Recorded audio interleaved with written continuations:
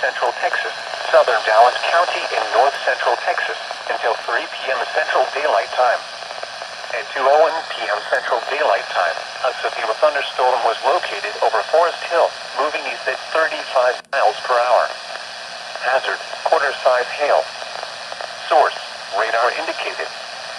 Impact, damage to vehicles if possible.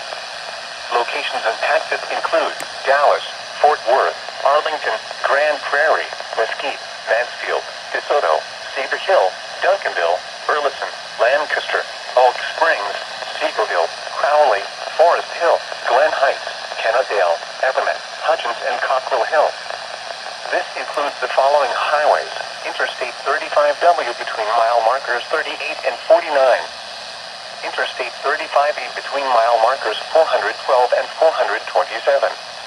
Interstate 20 between mile markers 436 and 480.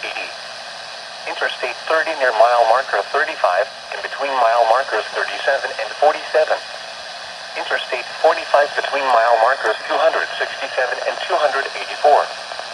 For your protection, get inside a sturdy structure and stay away from windows.